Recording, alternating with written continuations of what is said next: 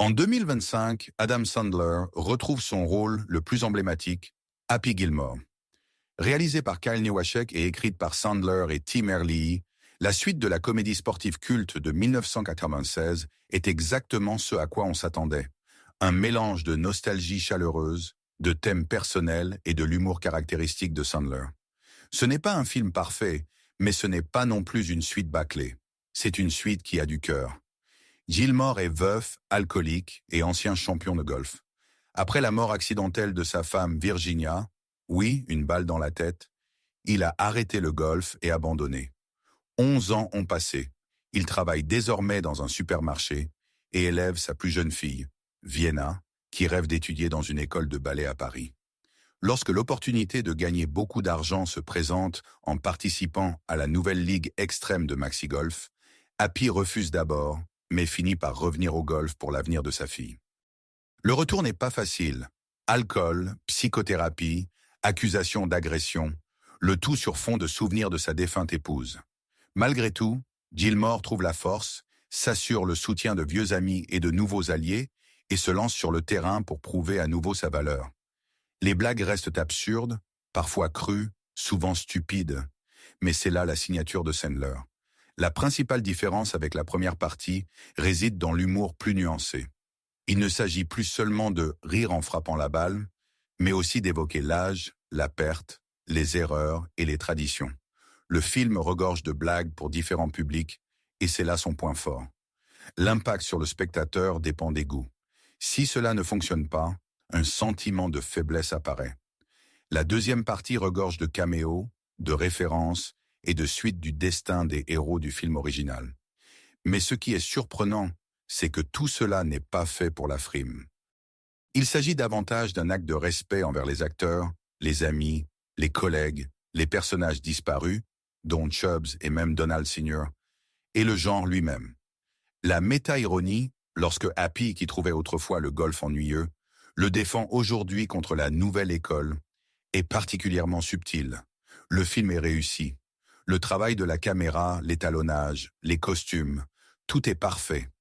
La bande-son n'est pas gênante. Il y a quelques défauts visuels par endroits. Mais le film est globalement bien réalisé. Adam Sandler est toujours aussi sincère dans son rôle. Ses enfants jouent dans ses enfants. Julie Bowen, Christopher McDonald, Ben Stiller, Eminem, Benny Safdie, Steve Buscemi, John Daly et des dizaines d'autres visages familiers et inattendus créent l'impression non seulement d'un film, mais d'une grande famille réunie après des années. La présence de Cameron Boyce, par le biais d'images d'archives, est particulièrement touchante, confirmant une fois de plus le respect de Sandler pour son environnement. Si vous êtes fan de Sandler et du premier volet, ne manquez pas de le voir. Si vous n'avez pas vu le premier film et n'en avez pas la nostalgie, vous pourriez le trouver ridicule ou excessif. Mais il est important de comprendre qu'il ne s'agit pas de redéfinir les canons de la comédie. Il s'agit de la suite d'un film spécifique, réalisé dans le même esprit, mais avec un peu plus d'ampleur et de profondeur. Adam Sandler est souvent considéré comme l'un des types les plus sympathiques d'Hollywood, et je n'en doute pas. Et dans une certaine mesure, je trouve ça cool qu'il joue ses amis, même s'ils ne sont pas forcément des stars ou même des personnages secondaires d'Hollywood.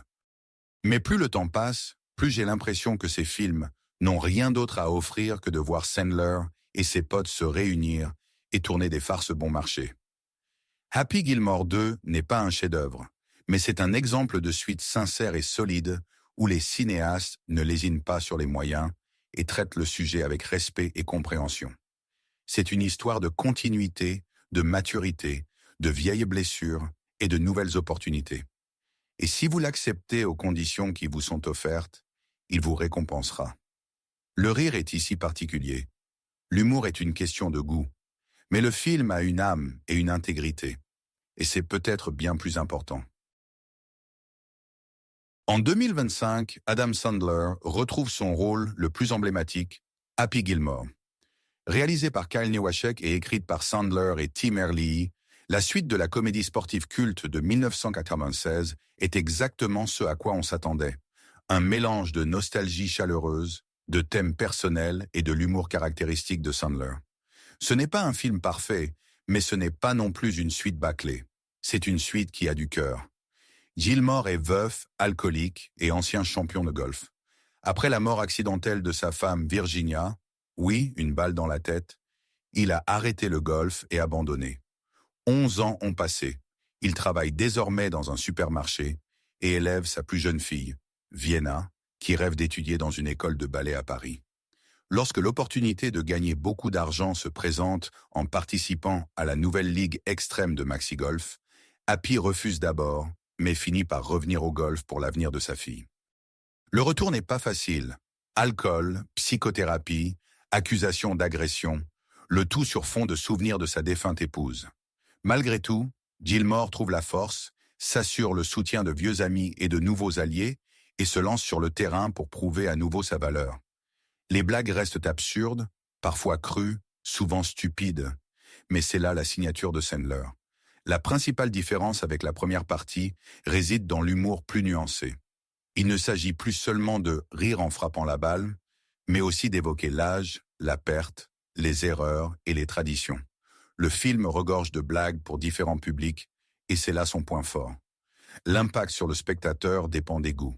Si cela ne fonctionne pas, un sentiment de faiblesse apparaît. La deuxième partie regorge de caméos, de références et de suites du destin des héros du film original. Mais ce qui est surprenant, c'est que tout cela n'est pas fait pour la frime. Il s'agit davantage d'un acte de respect envers les acteurs, les amis, les collègues, les personnages disparus, dont Chubbs et même Donald Sr., et le genre lui-même. La méta-ironie, lorsque Happy, qui trouvait autrefois le golf ennuyeux, le défend aujourd'hui contre la nouvelle école, est particulièrement subtile. Le film est réussi. Le travail de la caméra, l'étalonnage, les costumes, tout est parfait. La bande-son n'est pas gênante. Il y a quelques défauts visuels par endroits. Mais le film est globalement bien réalisé. Adam Sandler est toujours aussi sincère dans son rôle. Ses enfants jouent dans ses enfants. Julie Bowen, Christopher McDonald, Ben Stiller, Eminem, Benny Safdie, Steve Buscemi, John Daly et des dizaines d'autres visages familiers et inattendus créent l'impression non seulement d'un film, mais d'une grande famille réunie après des années. La présence de Cameron Boyce, par le biais d'images d'archives, est particulièrement touchante, confirmant une fois de plus le respect de Sandler pour son environnement. Si vous êtes fan de Sandler et du premier volet, ne manquez pas de le voir. Si vous n'avez pas vu le premier film et n'en avez pas la nostalgie, vous pourriez le trouver ridicule ou excessif. Mais il est important de comprendre qu'il ne s'agit pas de redéfinir les canons de la comédie. Il s'agit de la suite d'un film spécifique, réalisé dans le même esprit, mais avec un peu plus d'ampleur et de profondeur. Adam Sandler est souvent considéré comme l'un des types les plus sympathiques d'Hollywood, et je n'en doute pas. Et dans une certaine mesure, je trouve ça cool qu'il joue ses amis, même s'ils ne sont pas forcément des stars ou même des personnages secondaires d'Hollywood. Mais plus le temps passe, plus j'ai l'impression que ces films n'ont rien d'autre à offrir que de voir Sandler et ses potes se réunir et tourner des farces bon marché. Happy Gilmore 2 n'est pas un chef-d'œuvre, mais c'est un exemple de suite sincère et solide où les cinéastes ne lésinent pas sur les moyens et traitent le sujet avec respect et compréhension. C'est une histoire de continuité, de maturité, de vieilles blessures et de nouvelles opportunités. Et si vous l'acceptez aux conditions qui vous sont offertes, il vous récompensera. Le rire est ici particulier. L'humour est une question de goût. Mais le film a une âme et une intégrité. Et c'est peut-être bien plus important. En 2025, Adam Sandler retrouve son rôle le plus emblématique, Happy Gilmore. Réalisé par Kyle Newaschek et écrite par Sandler et Tim Herlihy, la suite de la comédie sportive culte de 1996 est exactement ce à quoi on s'attendait. Un mélange de nostalgie chaleureuse, de thèmes personnels et de l'humour caractéristique de Sandler.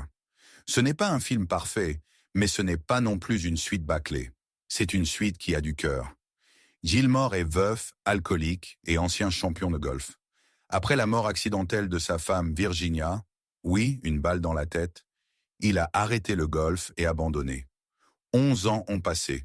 Il travaille désormais dans un supermarché et élève sa plus jeune fille, Vienna, qui rêve d'étudier dans une école de ballet à Paris. Lorsque l'opportunité de gagner beaucoup d'argent se présente en participant à la nouvelle ligue extrême de Maxi Golf, Happy refuse d'abord, mais finit par revenir au golf pour l'avenir de sa fille. Le retour n'est pas facile. Alcool, psychothérapie, accusation d'agression, le tout sur fond de souvenirs de sa défunte épouse.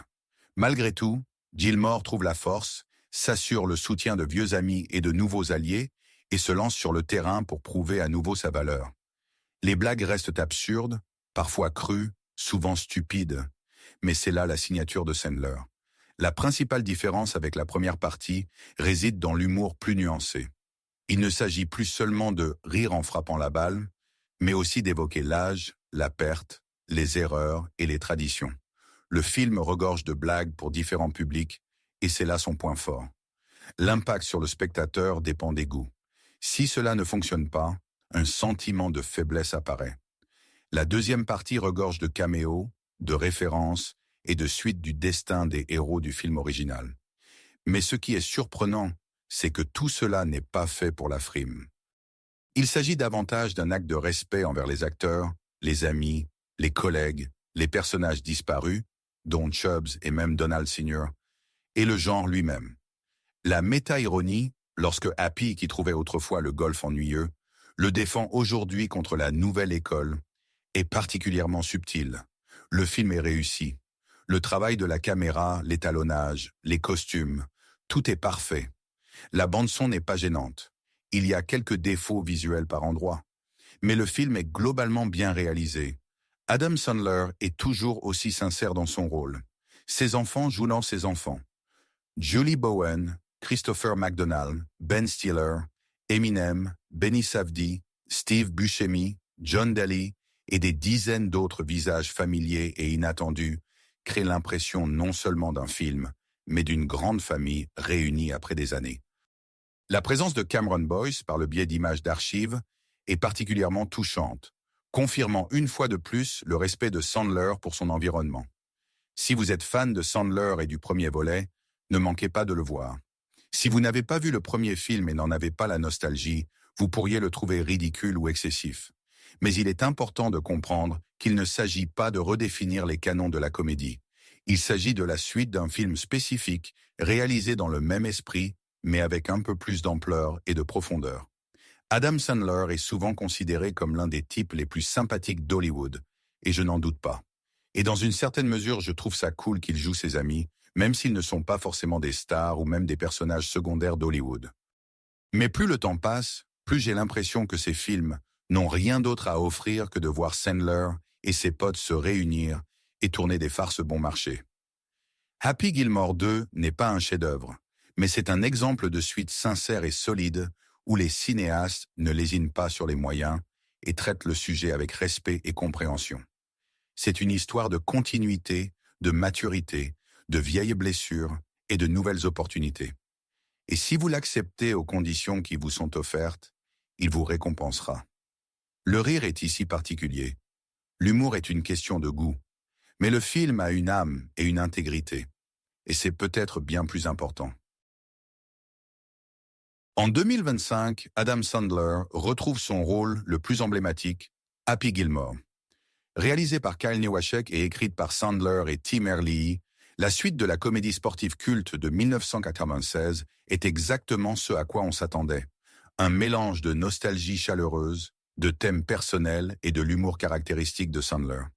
Ce n'est pas un film parfait, mais ce n'est pas non plus une suite bâclée. C'est une suite qui a du cœur. Gilmore est veuf, alcoolique et ancien champion de golf. Après la mort accidentelle de sa femme Virginia, oui, une balle dans la tête, il a arrêté le golf et abandonné. 11 ans ont passé. Il travaille désormais dans un supermarché et élève sa plus jeune fille, Vienna, qui rêve d'étudier dans une école de ballet à Paris. Lorsque l'opportunité de gagner beaucoup d'argent se présente en participant à la nouvelle ligue extrême de Maxi Golf, Happy refuse d'abord, mais finit par revenir au golf pour l'avenir de sa fille. Le retour n'est pas facile. Alcool, psychothérapie, accusation d'agression, le tout sur fond de souvenirs de sa défunte épouse. Malgré tout, Gilmore trouve la force, s'assure le soutien de vieux amis et de nouveaux alliés et se lance sur le terrain pour prouver à nouveau sa valeur. Les blagues restent absurdes, parfois crues, souvent stupides, mais c'est là la signature de Sandler. La principale différence avec la première partie réside dans l'humour plus nuancé. Il ne s'agit plus seulement de rire en frappant la balle, mais aussi d'évoquer l'âge, la perte, les erreurs et les traditions. Le film regorge de blagues pour différents publics, et c'est là son point fort. L'impact sur le spectateur dépend des goûts. Si cela ne fonctionne pas, un sentiment de faiblesse apparaît. La deuxième partie regorge de caméos, de références et de suites du destin des héros du film original. Mais ce qui est surprenant, c'est que tout cela n'est pas fait pour la frime. Il s'agit davantage d'un acte de respect envers les acteurs, les amis, les collègues, les personnages disparus, dont Chubbs et même Donald Sr., et le genre lui-même. La méta-ironie, lorsque Happy, qui trouvait autrefois le golf ennuyeux, le défend aujourd'hui contre la nouvelle école, est particulièrement subtile. Le film est réussi. Le travail de la caméra, l'étalonnage, les costumes, tout est parfait. La bande-son n'est pas gênante. Il y a quelques défauts visuels par endroits. Mais le film est globalement bien réalisé. Adam Sandler est toujours aussi sincère dans son rôle. Ses enfants jouent dans ses enfants. Julie Bowen, Christopher McDonald, Ben Stiller, Eminem, Benny Safdie, Steve Buscemi, John Daly et des dizaines d'autres visages familiers et inattendus créent l'impression non seulement d'un film, mais d'une grande famille réunie après des années. La présence de Cameron Boyce, par le biais d'images d'archives, est particulièrement touchante, confirmant une fois de plus le respect de Sandler pour son environnement. Si vous êtes fan de Sandler et du premier volet, ne manquez pas de le voir. Si vous n'avez pas vu le premier film et n'en avez pas la nostalgie, vous pourriez le trouver ridicule ou excessif. Mais il est important de comprendre qu'il ne s'agit pas de redéfinir les canons de la comédie. Il s'agit de la suite d'un film spécifique, réalisé dans le même esprit, mais avec un peu plus d'ampleur et de profondeur. Adam Sandler est souvent considéré comme l'un des types les plus sympathiques d'Hollywood, et je n'en doute pas. Et dans une certaine mesure, je trouve ça cool qu'il joue ses amis, même s'ils ne sont pas forcément des stars ou même des personnages secondaires d'Hollywood. Mais plus le temps passe, plus j'ai l'impression que ces films n'ont rien d'autre à offrir que de voir Sandler et ses potes se réunir et tourner des farces bon marché. Happy Gilmore 2 n'est pas un chef-d'œuvre, mais c'est un exemple de suite sincère et solide où les cinéastes ne lésinent pas sur les moyens et traitent le sujet avec respect et compréhension. C'est une histoire de continuité, de maturité, de vieilles blessures et de nouvelles opportunités. Et si vous l'acceptez aux conditions qui vous sont offertes, il vous récompensera. Le rire est ici particulier. L'humour est une question de goût. Mais le film a une âme et une intégrité. Et c'est peut-être bien plus important. En 2025, Adam Sandler retrouve son rôle le plus emblématique, Happy Gilmore. Réalisé par Kyle Newacek et écrite par Sandler et Tim Herlihy, la suite de la comédie sportive culte de 1996 est exactement ce à quoi on s'attendait. Un mélange de nostalgie chaleureuse, de thèmes personnels et de l'humour caractéristique de Sandler. Ce n'est pas un film parfait, mais ce n'est pas non plus une suite bâclée. C'est une suite qui a du cœur. Gilmore est veuf, alcoolique et ancien champion de golf. Après la mort accidentelle de sa femme Virginia, oui, une balle dans la tête, il a arrêté le golf et abandonné. 11 ans ont passé. Il travaille désormais dans un supermarché et élève sa plus jeune fille, Vienna, qui rêve d'étudier dans une école de ballet à Paris. Lorsque l'opportunité de gagner beaucoup d'argent se présente en participant à la nouvelle ligue extrême de Maxi Golf, Happy refuse d'abord, mais finit par revenir au golf pour l'avenir de sa fille. Le retour n'est pas facile. Alcool, psychothérapie, accusations d'agression, le tout sur fond de souvenirs de sa défunte épouse. Malgré tout, Gilmore trouve la force, s'assure le soutien de vieux amis et de nouveaux alliés et se lance sur le terrain pour prouver à nouveau sa valeur. Les blagues restent absurdes, parfois crues, souvent stupides, mais c'est là la signature de Sandler. La principale différence avec la première partie réside dans l'humour plus nuancé. Il ne s'agit plus seulement de rire en frappant la balle, mais aussi d'évoquer l'âge, la perte, les erreurs et les traditions. Le film regorge de blagues pour différents publics, et c'est là son point fort. L'impact sur le spectateur dépend des goûts. Si cela ne fonctionne pas, un sentiment de faiblesse apparaît. La deuxième partie regorge de caméos, de références et de suite du destin des héros du film original. Mais ce qui est surprenant, c'est que tout cela n'est pas fait pour la frime. Il s'agit davantage d'un acte de respect envers les acteurs, les amis, les collègues, les personnages disparus, dont Chubbs et même Donald Sr., et le genre lui-même. La méta-ironie, lorsque Happy, qui trouvait autrefois le golf ennuyeux, le défend aujourd'hui contre la nouvelle école, est particulièrement subtile. Le film est réussi. Le travail de la caméra, l'étalonnage, les costumes, tout est parfait. La bande-son n'est pas gênante. Il y a quelques défauts visuels par endroits. Mais le film est globalement bien réalisé. Adam Sandler est toujours aussi sincère dans son rôle. Ses enfants jouent dans ses enfants. Julie Bowen, Christopher McDonald, Ben Stiller, Eminem, Benny Safdie, Steve Buscemi, John Daly et des dizaines d'autres visages familiers et inattendus créent l'impression non seulement d'un film, mais d'une grande famille réunie après des années. La présence de Cameron Boyce, par le biais d'images d'archives, est particulièrement touchante, confirmant une fois de plus le respect de Sandler pour son environnement. Si vous êtes fan de Sandler et du premier volet, ne manquez pas de le voir. Si vous n'avez pas vu le premier film et n'en avez pas la nostalgie, vous pourriez le trouver ridicule ou excessif. Mais il est important de comprendre qu'il ne s'agit pas de redéfinir les canons de la comédie. Il s'agit de la suite d'un film spécifique, réalisé dans le même esprit, mais avec un peu plus d'ampleur et de profondeur. Adam Sandler est souvent considéré comme l'un des types les plus sympathiques d'Hollywood, et je n'en doute pas. Et dans une certaine mesure, je trouve ça cool qu'il joue ses amis, même s'ils ne sont pas forcément des stars ou même des personnages secondaires d'Hollywood. Mais plus le temps passe, plus j'ai l'impression que ces films n'ont rien d'autre à offrir que de voir Sandler et ses potes se réunir et tourner des farces bon marché. Happy Gilmore 2 n'est pas un chef-d'œuvre, mais c'est un exemple de suite sincère et solide où les cinéastes ne lésinent pas sur les moyens et traitent le sujet avec respect et compréhension. C'est une histoire de continuité, de maturité, de vieilles blessures et de nouvelles opportunités. Et si vous l'acceptez aux conditions qui vous sont offertes, il vous récompensera. Le rire est ici particulier. L'humour est une question de goût. Mais le film a une âme et une intégrité. Et c'est peut-être bien plus important. En 2025, Adam Sandler retrouve son rôle le plus emblématique, Happy Gilmore. Réalisé par Kyle Newaschek et écrite par Sandler et Tim Herlihy, la suite de la comédie sportive culte de 1996 est exactement ce à quoi on s'attendait.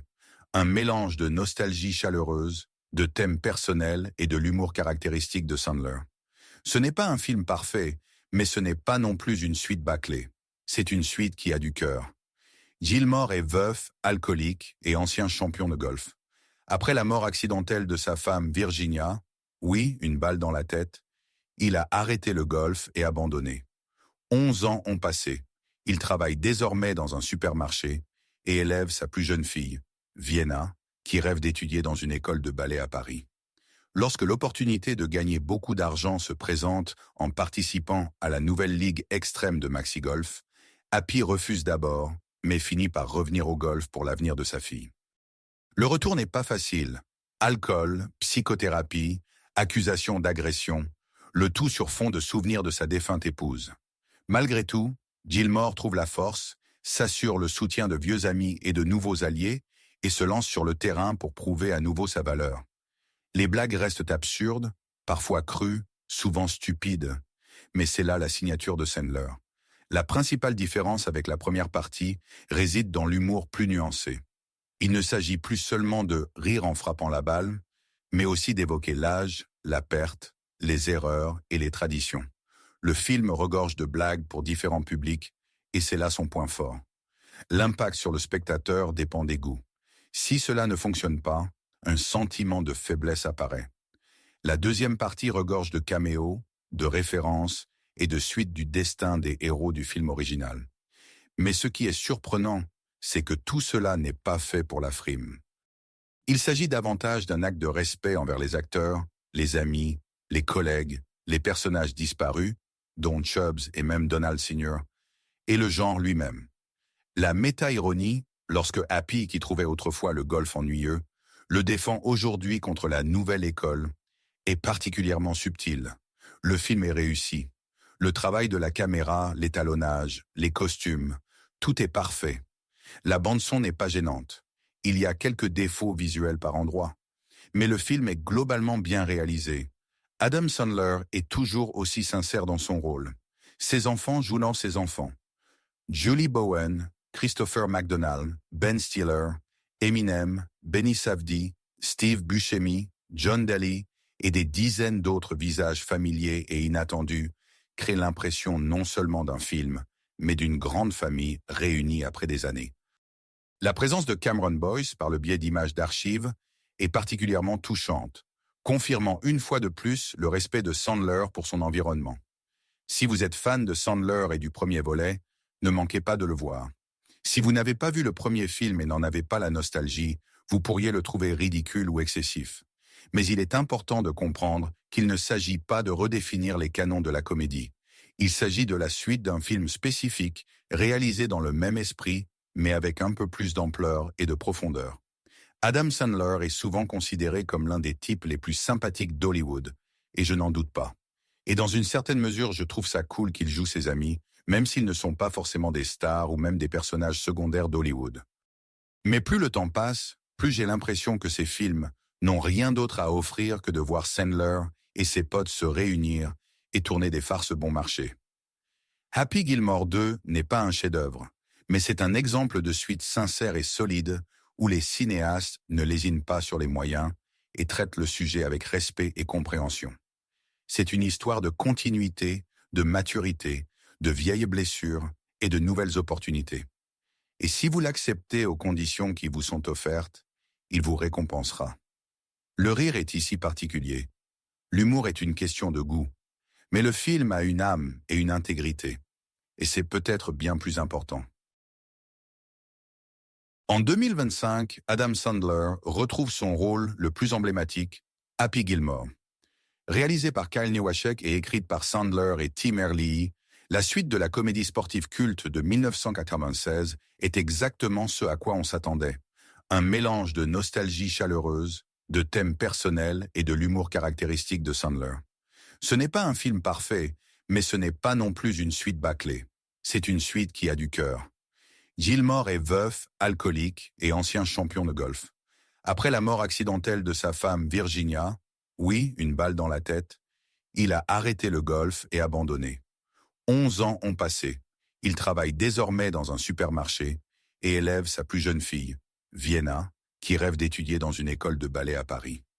Lorsque l'opportunité de gagner beaucoup d'argent se présente en participant à la nouvelle ligue extrême de Maxi Golf, Happy refuse d'abord, mais finit par revenir au golf pour l'avenir de sa fille. Le retour n'est pas facile. Alcool, psychothérapie, accusations d'agression, le tout sur fond de souvenirs de sa défunte épouse. Malgré tout, Gilmore trouve la force, s'assure le soutien de vieux amis et de nouveaux alliés et se lance sur le terrain pour prouver à nouveau sa valeur. Les blagues restent absurdes, parfois crues, souvent stupides, mais c'est là la signature de Sandler. La principale différence avec la première partie réside dans l'humour plus nuancé. Il ne s'agit plus seulement de rire en frappant la balle, mais aussi d'évoquer l'âge, la perte, les erreurs et les traditions. Le film regorge de blagues pour différents publics, et c'est là son point fort. L'impact sur le spectateur dépend des goûts. Si cela ne fonctionne pas, un sentiment de faiblesse apparaît. La deuxième partie regorge de caméos, de références et de suites du destin des héros du film original. Mais ce qui est surprenant, c'est que tout cela n'est pas fait pour la frime. Il s'agit davantage d'un acte de respect envers les acteurs, les amis, les collègues, les personnages disparus, dont Chubbs et même Donald Sr., et le genre lui-même. La méta-ironie, lorsque Happy, qui trouvait autrefois le golf ennuyeux, le défend aujourd'hui contre la nouvelle école, est particulièrement subtile. Le film est réussi. Le travail de la caméra, l'étalonnage, les costumes, tout est parfait. La bande-son n'est pas gênante. Il y a quelques défauts visuels par endroits. Mais le film est globalement bien réalisé. Adam Sandler est toujours aussi sincère dans son rôle. Ses enfants jouent dans ses enfants.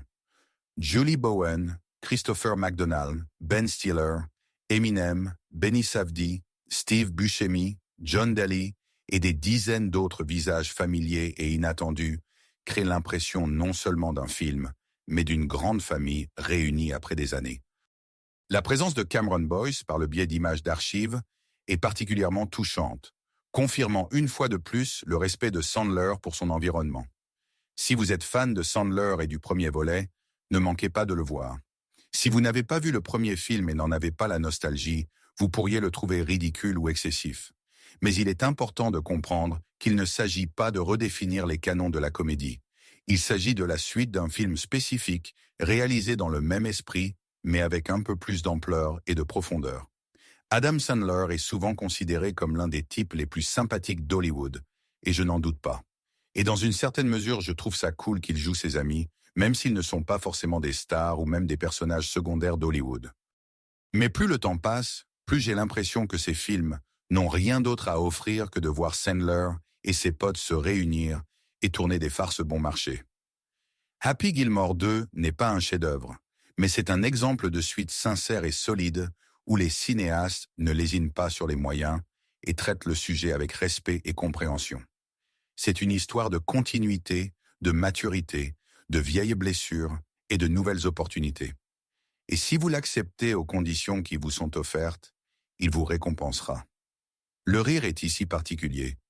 L'humour est une question de goût. Mais le film a une âme et une intégrité. Et c'est peut-être bien plus important. En 2025, Adam Sandler retrouve son rôle le plus emblématique, Happy Gilmore. Réalisé par Kyle Newaschek et écrite par Sandler et Tim Herlihy, la suite de la comédie sportive culte de 1996 est exactement ce à quoi on s'attendait. Un mélange de nostalgie chaleureuse, de thèmes personnels et de l'humour caractéristique de Sandler. Ce n'est pas un film parfait, mais ce n'est pas non plus une suite bâclée. C'est une suite qui a du cœur. Gilmore est veuf, alcoolique et ancien champion de golf. Après la mort accidentelle de sa femme Virginia, oui, une balle dans la tête, il a arrêté le golf et abandonné. 11 ans ont passé. Il travaille désormais dans un supermarché et élève sa plus jeune fille, Vienna, qui rêve d'étudier dans une école de ballet à Paris. Lorsque l'opportunité de gagner beaucoup d'argent se présente en participant à la nouvelle ligue extrême de Maxi Golf, Happy refuse d'abord, mais finit par revenir au golf pour l'avenir de sa fille. Le retour n'est pas facile. Alcool, psychothérapie, accusations d'agression, le tout sur fond de souvenirs de sa défunte épouse. Malgré tout, Gilmore trouve la force, s'assure le soutien de vieux amis et de nouveaux alliés et se lance sur le terrain pour prouver à nouveau sa valeur. Les blagues restent absurdes, parfois crues, souvent stupides, mais c'est là la signature de Sandler. La principale différence avec la première partie réside dans l'humour plus nuancé. Il ne s'agit plus seulement de rire en frappant la balle, mais aussi d'évoquer l'âge, la perte, les erreurs et les traditions. Le film regorge de blagues pour différents publics, et c'est là son point fort. L'impact sur le spectateur dépend des goûts. Si cela ne fonctionne pas, un sentiment de faiblesse apparaît. La deuxième partie regorge de caméos, de références et de suites du destin des héros du film original. Mais ce qui est surprenant, c'est que tout cela n'est pas fait pour la frime. Il s'agit davantage d'un acte de respect envers les acteurs, les amis, les collègues, les personnages disparus, dont Chubbs et même Donald Sr., et le genre lui-même.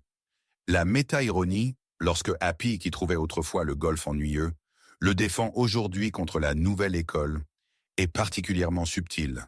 Le film est réussi. Le travail de la caméra, l'étalonnage, les costumes, tout est parfait. La bande-son n'est pas gênante. Il y a quelques défauts visuels par endroits. Mais le film est globalement bien réalisé. Adam Sandler est toujours aussi sincère dans son rôle. Ses enfants jouent dans ses enfants. Julie Bowen, Christopher McDonald, Ben Stiller, Eminem, Benny Safdie, Steve Buscemi, John Daly et des dizaines d'autres visages familiers et inattendus créent l'impression non seulement d'un film, mais d'une grande famille réunie après des années. La présence de Cameron Boyce, par le biais d'images d'archives, est particulièrement touchante, confirmant une fois de plus le respect de Sandler pour son environnement. Si vous êtes fan de Sandler et du premier volet, ne manquez pas de le voir. Si vous n'avez pas vu le premier film et n'en avez pas la nostalgie, vous pourriez le trouver ridicule ou excessif. Mais il est important de comprendre qu'il ne s'agit pas de redéfinir les canons de la comédie.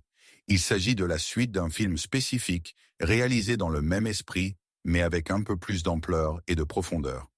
Adam Sandler est souvent considéré comme l'un des types les plus sympathiques d'Hollywood, et je n'en doute pas. Et dans une certaine mesure, je trouve ça cool qu'il joue ses amis, même s'ils ne sont pas forcément des stars ou même des personnages secondaires d'Hollywood. Mais plus le temps passe, plus j'ai l'impression que ces films n'ont rien d'autre à offrir que de voir Sandler et ses potes se réunir et tourner des farces bon marché. Happy Gilmore 2 n'est pas un chef-d'œuvre, mais c'est un exemple de suite sincère et solide où les cinéastes ne lésinent pas sur les moyens et traitent le sujet avec respect et compréhension. C'est une histoire de continuité, de maturité, de vieilles blessures et de nouvelles opportunités. Et si vous l'acceptez aux conditions qui vous sont offertes, il vous récompensera. Le rire est ici particulier. L'humour est une question de goût. Mais le film a une âme et une intégrité. Et c'est peut-être bien plus important. En 2025, Adam Sandler retrouve son rôle le plus emblématique, Happy Gilmore. Réalisé par Kyle Newaschek et écrite par Sandler et Tim Herlihy, la suite de la comédie sportive culte de 1996 est exactement ce à quoi on s'attendait. Un mélange de nostalgie chaleureuse, de thèmes personnels et de l'humour caractéristique de Sandler. Ce n'est pas un film parfait, mais ce n'est pas non plus une suite bâclée. C'est une suite qui a du cœur. Gilmore est veuf, alcoolique et ancien champion de golf. Après la mort accidentelle de sa femme Virginia, oui, une balle dans la tête, il a arrêté le golf et abandonné. 11 ans ont passé. Il travaille désormais dans un supermarché et élève sa plus jeune fille, Vienna, qui rêve d'étudier dans une école de ballet à Paris. Lorsque l'opportunité de gagner beaucoup d'argent se présente en participant à la nouvelle ligue extrême de Maxi Golf, Happy refuse d'abord, mais finit par revenir au golf pour l'avenir de sa fille. Le retour n'est pas facile. Alcool, psychothérapie, accusations d'agression, le tout sur fond de souvenirs de sa défunte épouse. Malgré tout, Gilmore trouve la force, s'assure le soutien de vieux amis et de nouveaux alliés et se lance sur le terrain pour prouver à nouveau sa valeur. Les blagues restent absurdes, parfois crues, souvent stupides, mais c'est là la signature de Sandler. La principale différence avec la première partie réside dans l'humour plus nuancé. Il ne s'agit plus seulement de rire en frappant la balle, mais aussi d'évoquer l'âge, la perte, les erreurs et les traditions. Le film regorge de blagues pour différents publics, et c'est là son point fort. L'impact sur le spectateur dépend des goûts. Si cela ne fonctionne pas, un sentiment de faiblesse apparaît. La deuxième partie regorge de caméos, de références et de suites du destin des héros du film original. Mais ce qui est surprenant, c'est que tout cela n'est pas fait pour la frime. Il s'agit davantage d'un acte de respect envers les acteurs, les amis, les collègues, les personnages disparus, dont Chubbs et même Donald Sr., et le genre lui-même. La méta-ironie, lorsque Happy, qui trouvait autrefois le golf ennuyeux, le défend aujourd'hui contre la nouvelle école, est particulièrement subtile. Le film est réussi. Le travail de la caméra, l'étalonnage, les costumes, tout est parfait. La bande-son n'est pas gênante. Il y a quelques défauts visuels par endroits. Mais le film est globalement bien réalisé. Adam Sandler est toujours aussi sincère dans son rôle. Ses enfants jouent dans ses enfants. Julie Bowen, Christopher McDonald, Ben Stiller, Eminem, Benny Safdie, Steve Buscemi, John Daly et des dizaines d'autres visages familiers et inattendus créent l'impression non seulement d'un film, mais d'une grande famille réunie après des années. La présence de Cameron Boyce, par le biais d'images d'archives, est particulièrement touchante, confirmant une fois de plus le respect de Sandler pour son environnement. Si vous êtes fan de Sandler et du premier volet, ne manquez pas de le voir. Si vous n'avez pas vu le premier film et n'en avez pas la nostalgie, vous pourriez le trouver ridicule ou excessif. Mais il est important de comprendre qu'il ne s'agit pas de redéfinir les canons de la comédie. Il s'agit de la suite d'un film spécifique, réalisé dans le même esprit, mais avec un peu plus d'ampleur et de profondeur. Adam Sandler est souvent considéré comme l'un des types les plus sympathiques d'Hollywood, et je n'en doute pas. Et dans une certaine mesure, je trouve ça cool qu'il joue ses amis, même s'ils ne sont pas forcément des stars ou même des personnages secondaires d'Hollywood. Mais plus le temps passe, plus j'ai l'impression que ces films n'ont rien d'autre à offrir que de voir Sandler et ses potes se réunir et tourner des farces bon marché. Happy Gilmore 2 n'est pas un chef-d'œuvre, mais c'est un exemple de suite sincère et solide où les cinéastes ne lésinent pas sur les moyens et traitent le sujet avec respect et compréhension. C'est une histoire de continuité, de maturité, de vieilles blessures et de nouvelles opportunités. Et si vous l'acceptez aux conditions qui vous sont offertes, il vous récompensera. Le rire est ici particulier. L'humour est une question de goût. Mais le film a une âme et une intégrité. Et c'est peut-être bien plus important. En 2025, Adam Sandler retrouve son rôle le plus emblématique, Happy Gilmore. Réalisé par Kyle Newaschek et écrite par Sandler et Tim Herlihy, la suite de la comédie sportive culte de 1996 est exactement ce à quoi on s'attendait. Un mélange de nostalgie chaleureuse, de thèmes personnels et de l'humour caractéristique de Sandler. Ce n'est pas un film parfait, mais ce n'est pas non plus une suite bâclée. C'est une suite qui a du cœur. Gilmore est veuf, alcoolique et ancien champion de golf. Après la mort accidentelle de sa femme Virginia, oui, une balle dans la tête, il a arrêté le golf et abandonné. 11 ans ont passé. Il travaille désormais dans un supermarché et élève sa plus jeune fille, Vienna, qui rêve d'étudier dans une école de ballet à Paris. Lorsque l'opportunité de gagner beaucoup d'argent se présente en participant à la nouvelle ligue extrême de Maxi Golf, Happy refuse d'abord, mais finit par revenir au golf pour l'avenir de sa fille. Le retour n'est pas facile. Alcool, psychothérapie, accusations d'agression, le tout sur fond de souvenirs de sa défunte épouse. Malgré tout, Gilmore trouve la force, s'assure le soutien de vieux amis et de nouveaux alliés et se lance sur le terrain pour prouver à nouveau sa valeur.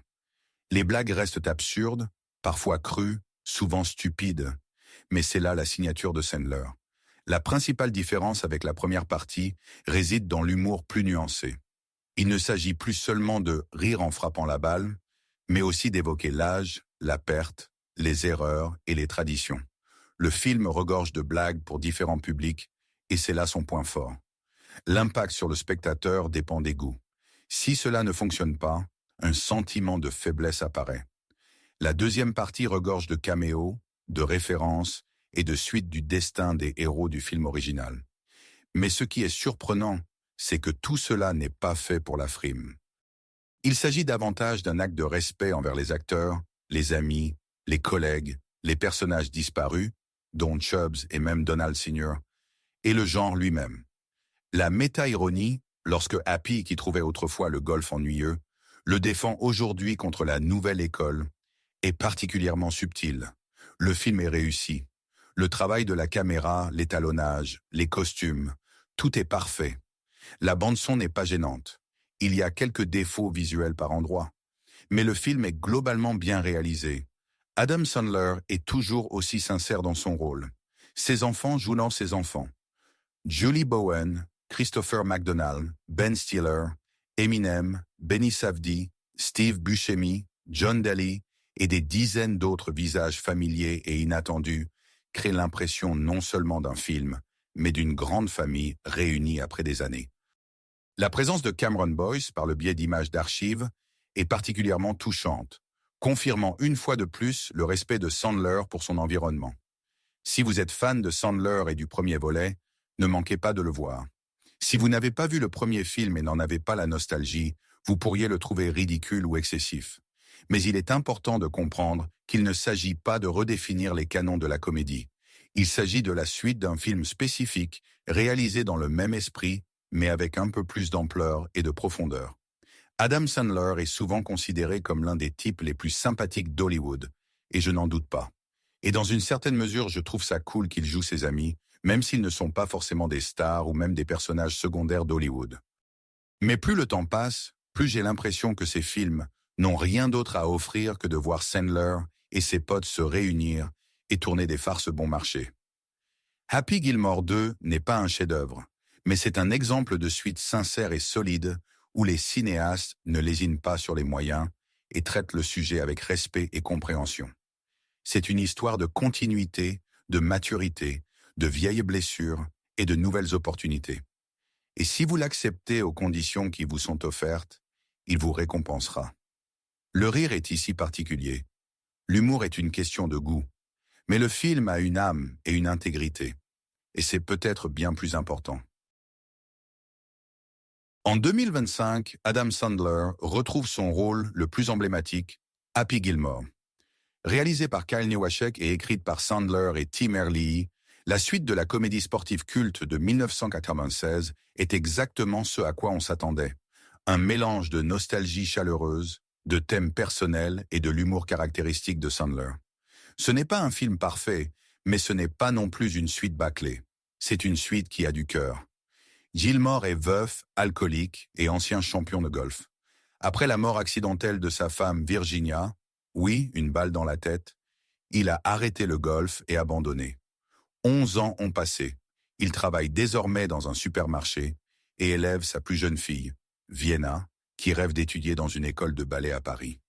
Lorsque l'opportunité de gagner beaucoup d'argent se présente en participant à la nouvelle ligue extrême de Maxi Golf, Happy refuse d'abord, mais finit par revenir au golf pour l'avenir de sa fille. Le retour n'est pas facile. Alcool, psychothérapie, accusations d'agression, le tout sur fond de souvenirs de sa défunte épouse. Malgré tout, Gilmore trouve la force, s'assure le soutien de vieux amis et de nouveaux alliés et se lance sur le terrain pour prouver à nouveau sa valeur. Les blagues restent absurdes, parfois crues, souvent stupides, mais c'est là la signature de Sandler. La principale différence avec la première partie réside dans l'humour plus nuancé. Il ne s'agit plus seulement de rire en frappant la balle, mais aussi d'évoquer l'âge, la perte, les erreurs et les traditions. Le film regorge de blagues pour différents publics, et c'est là son point fort. L'impact sur le spectateur dépend des goûts. Si cela ne fonctionne pas, un sentiment de faiblesse apparaît. La deuxième partie regorge de caméos, de références et de suites du destin des héros du film original. Mais ce qui est surprenant, c'est que tout cela n'est pas fait pour la frime.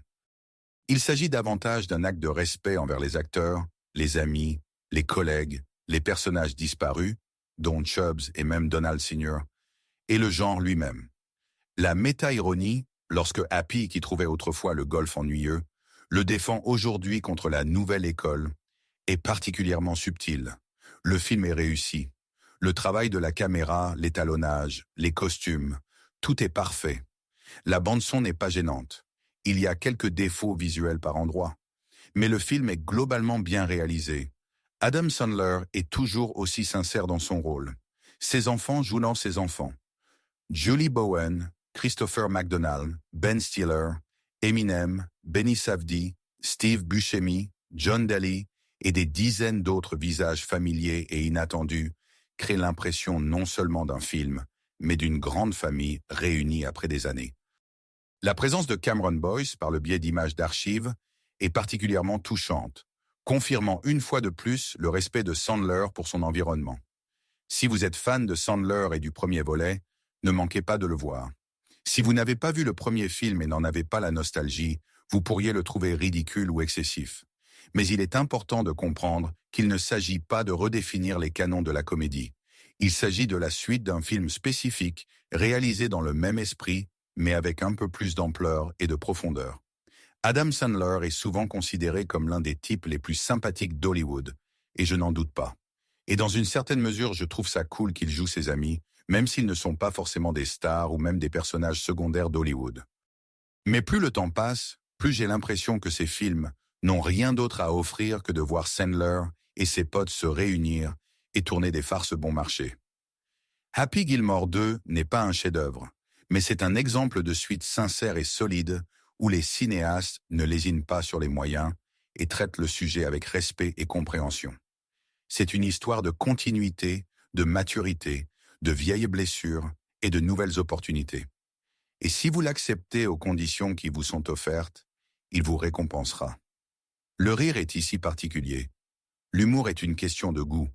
Mais le film a une âme et une intégrité. Et c'est peut-être bien plus important. En 2025, Adam Sandler retrouve son rôle le plus emblématique, Happy Gilmore. Réalisé par Kyle Newaschek et écrite par Sandler et Tim Herlihy, la suite de la comédie sportive culte de 1996 est exactement ce à quoi on s'attendait. Un mélange de nostalgie chaleureuse, de thèmes personnels et de l'humour caractéristique de Sandler. Ce n'est pas un film parfait, mais ce n'est pas non plus une suite bâclée. C'est une suite qui a du cœur. Gilmore est veuf, alcoolique et ancien champion de golf. Après la mort accidentelle de sa femme Virginia, oui, une balle dans la tête, il a arrêté le golf et abandonné. 11 ans ont passé. Il travaille désormais dans un supermarché et élève sa plus jeune fille, Vienna, qui rêve d'étudier dans une école de ballet à Paris. Lorsque l'opportunité de gagner beaucoup d'argent se présente en participant à la nouvelle ligue extrême de Maxi Golf, Happy refuse d'abord, mais finit par revenir au golf pour l'avenir de sa fille. Le retour n'est pas facile. Alcool, psychothérapie, accusations d'agression, le tout sur fond de souvenirs de sa défunte épouse. Malgré tout, Gilmore trouve la force, s'assure le soutien de vieux amis et de nouveaux alliés et se lance sur le terrain pour prouver à nouveau sa valeur. Les blagues restent absurdes, parfois crues, souvent stupides, mais c'est là la signature de Sandler. La principale différence avec la première partie réside dans l'humour plus nuancé. Il ne s'agit plus seulement de rire en frappant la balle, mais aussi d'évoquer l'âge, la perte, les erreurs et les traditions.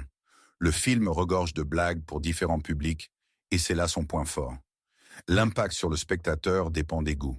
Si cela ne fonctionne pas, un sentiment de faiblesse apparaît. La deuxième partie regorge de caméos, de références et de suites du destin des héros du film original. Mais ce qui est surprenant, c'est que tout cela n'est pas fait pour la frime. Il s'agit davantage d'un acte de respect envers les acteurs, les amis, les collègues, les personnages disparus, dont Chubbs et même Donald Sr., et le genre lui-même. La méta-ironie, lorsque Happy, qui trouvait autrefois le golf ennuyeux, le défend aujourd'hui contre la nouvelle école, est particulièrement subtile. Le film est réussi. Le travail de la caméra, l'étalonnage, les costumes, tout est parfait. La bande-son n'est pas gênante. Il y a quelques défauts visuels par endroits. Mais le film est globalement bien réalisé. Adam Sandler est toujours aussi sincère dans son rôle. Ses enfants jouent dans ses enfants. Julie Bowen, Christopher McDonald, Ben Stiller, Eminem, Benny Safdie, Steve Buscemi, John Daly et des dizaines d'autres visages familiers et inattendus créent l'impression non seulement d'un film, mais d'une grande famille réunie après des années. La présence de Cameron Boyce, par le biais d'images d'archives, est particulièrement touchante, confirmant une fois de plus le respect de Sandler pour son environnement. Si vous êtes fan de Sandler et du premier volet, ne manquez pas de le voir. Si vous n'avez pas vu le premier film et n'en avez pas la nostalgie, vous pourriez le trouver ridicule ou excessif. Mais il est important de comprendre qu'il ne s'agit pas de redéfinir les canons de la comédie. Il s'agit de la suite d'un film spécifique, réalisé dans le même esprit, mais avec un peu plus d'ampleur et de profondeur. Adam Sandler est souvent considéré comme l'un des types les plus sympathiques d'Hollywood, et je n'en doute pas. Et dans une certaine mesure, je trouve ça cool qu'il joue ses amis, même s'ils ne sont pas forcément des stars ou même des personnages secondaires d'Hollywood.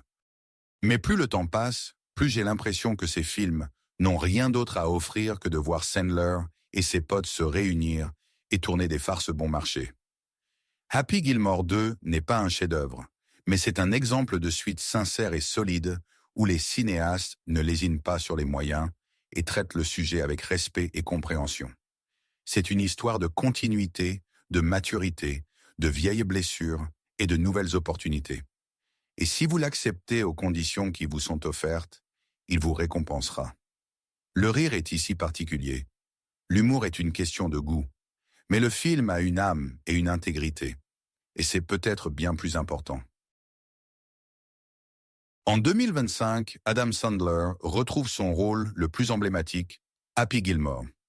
Réalisé par Kyle Newaschek et écrite par Sandler et Tim Herlihy, la suite de la comédie sportive culte de 1996 est exactement ce à quoi on s'attendait. Un mélange de nostalgie chaleureuse, de thèmes personnels et de l'humour caractéristique de Sandler. Ce n'est pas un film parfait, mais ce n'est pas non plus une suite bâclée. C'est une suite qui a du cœur. Gilmore est veuf, alcoolique et ancien champion de golf. Après la mort accidentelle de sa femme Virginia, oui, une balle dans la tête, il a arrêté le golf et abandonné. 11 ans ont passé.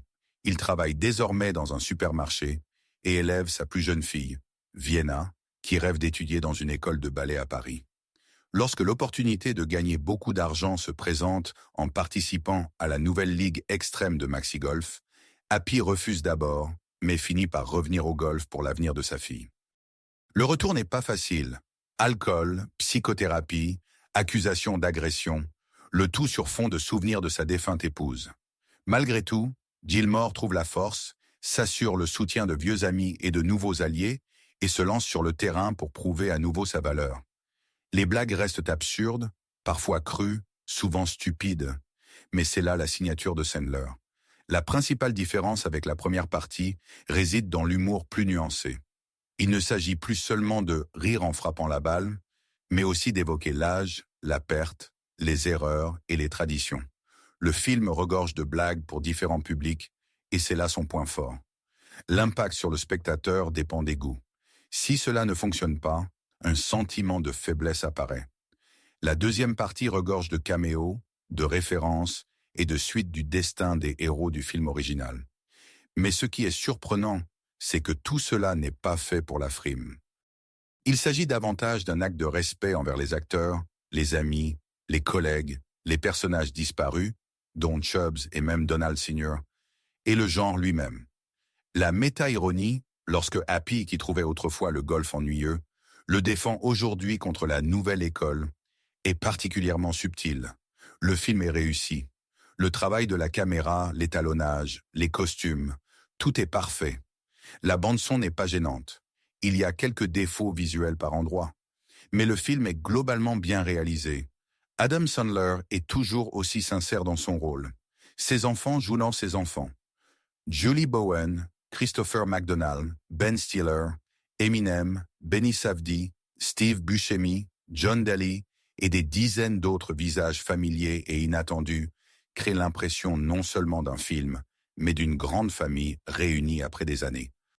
La présence de Cameron Boyce, par le biais d'images d'archives, est particulièrement touchante, confirmant une fois de plus le respect de Sandler pour son environnement. Si vous êtes fan de Sandler et du premier volet, ne manquez pas de le voir. Si vous n'avez pas vu le premier film et n'en avez pas la nostalgie, vous pourriez le trouver ridicule ou excessif.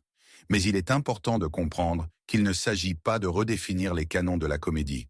Il s'agit de la suite d'un film spécifique, réalisé dans le même esprit, mais avec un peu plus d'ampleur et de profondeur. Adam Sandler est souvent considéré comme l'un des types les plus sympathiques d'Hollywood, et je n'en doute pas.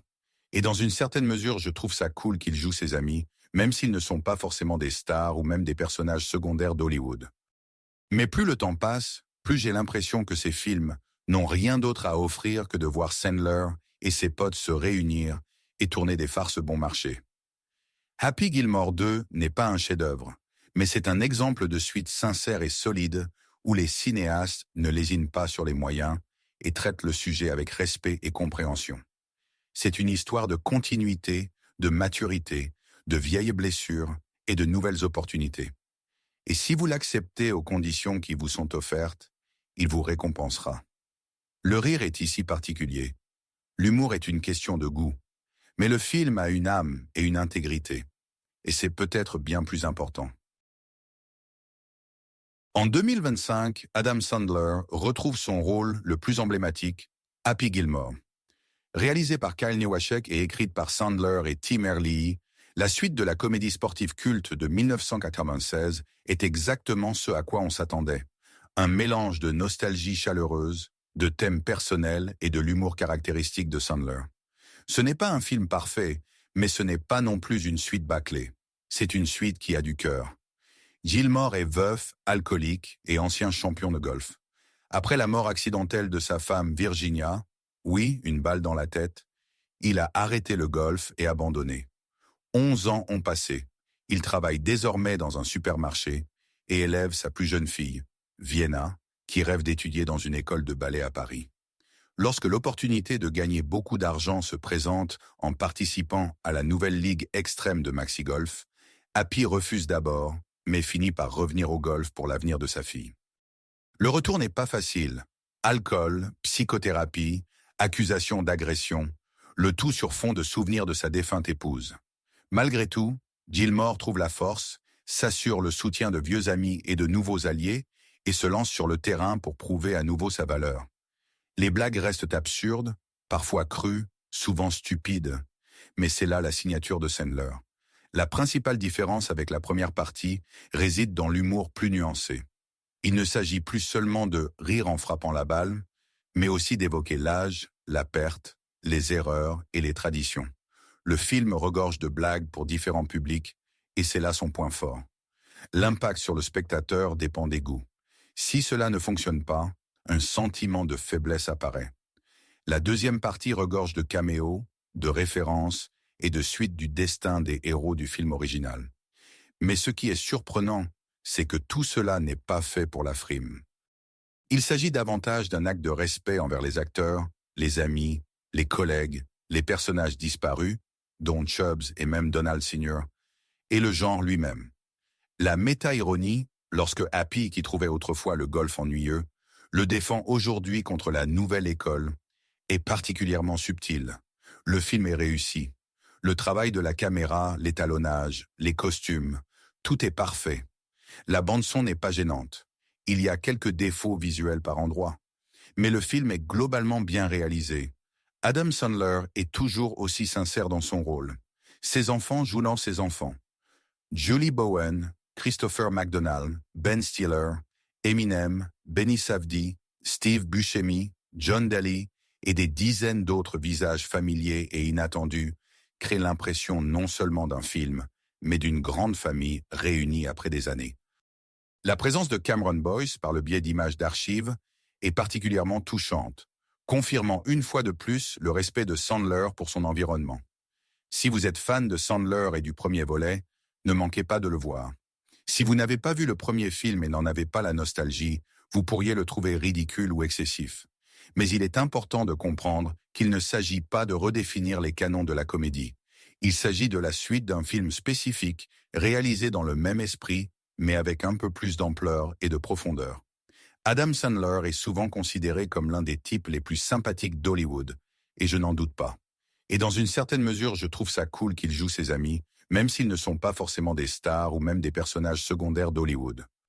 Mais plus le temps passe, plus j'ai l'impression que ces films n'ont rien d'autre à offrir que de voir Sandler et ses potes se réunir et tourner des farces bon marché. Happy Gilmore 2 n'est pas un chef-d'œuvre, mais c'est un exemple de suite sincère et solide où les cinéastes ne lésinent pas sur les moyens et traitent le sujet avec respect et compréhension. C'est une histoire de continuité, de maturité, de vieilles blessures et de nouvelles opportunités. Et si vous l'acceptez aux conditions qui vous sont offertes, il vous récompensera. Le rire est ici particulier. L'humour est une question de goût. Mais le film a une âme et une intégrité. Et c'est peut-être bien plus important. En 2025, Adam Sandler retrouve son rôle le plus emblématique, Happy Gilmore. Réalisé par Kyle Newaschek et écrite par Sandler et Tim Herlihy, la suite de la comédie sportive culte de 1996 est exactement ce à quoi on s'attendait. Un mélange de nostalgie chaleureuse, de thèmes personnels et de l'humour caractéristique de Sandler. Ce n'est pas un film parfait, mais ce n'est pas non plus une suite bâclée. C'est une suite qui a du cœur. Gilmore est veuf, alcoolique et ancien champion de golf. Après la mort accidentelle de sa femme Virginia, oui, une balle dans la tête, il a arrêté le golf et abandonné. 11 ans ont passé. Il travaille désormais dans un supermarché et élève sa plus jeune fille, Vienna, qui rêve d'étudier dans une école de ballet à Paris. Lorsque l'opportunité de gagner beaucoup d'argent se présente en participant à la nouvelle ligue extrême de Maxi Golf, Happy refuse d'abord, mais finit par revenir au golf pour l'avenir de sa fille. Le retour n'est pas facile. Alcool, psychothérapie, accusations d'agression, le tout sur fond de souvenirs de sa défunte épouse. Malgré tout, Gilmore trouve la force, s'assure le soutien de vieux amis et de nouveaux alliés et se lance sur le terrain pour prouver à nouveau sa valeur. Les blagues restent absurdes, parfois crues, souvent stupides, mais c'est là la signature de Sandler. La principale différence avec la première partie réside dans l'humour plus nuancé. Il ne s'agit plus seulement de rire en frappant la balle, mais aussi d'évoquer l'âge, la perte, les erreurs et les traditions. Le film regorge de blagues pour différents publics, et c'est là son point fort. L'impact sur le spectateur dépend des goûts. Si cela ne fonctionne pas, un sentiment de faiblesse apparaît. La deuxième partie regorge de caméos, de références et de suite du destin des héros du film original. Mais ce qui est surprenant, c'est que tout cela n'est pas fait pour la frime. Il s'agit davantage d'un acte de respect envers les acteurs, les amis, les collègues, les personnages disparus, dont Chubbs et même Donald Sr., et le genre lui-même. La méta-ironie, lorsque Happy, qui trouvait autrefois le golf ennuyeux, le défend aujourd'hui contre la nouvelle école, est particulièrement subtile. Le film est réussi. Le travail de la caméra, l'étalonnage, les costumes, tout est parfait. La bande-son n'est pas gênante. Il y a quelques défauts visuels par endroits. Mais le film est globalement bien réalisé. Adam Sandler est toujours aussi sincère dans son rôle. Ses enfants jouent dans ses enfants. Julie Bowen, Christopher McDonald, Ben Stiller, Eminem, Benny Safdie, Steve Buscemi, John Daly et des dizaines d'autres visages familiers et inattendus créent l'impression non seulement d'un film, mais d'une grande famille réunie après des années.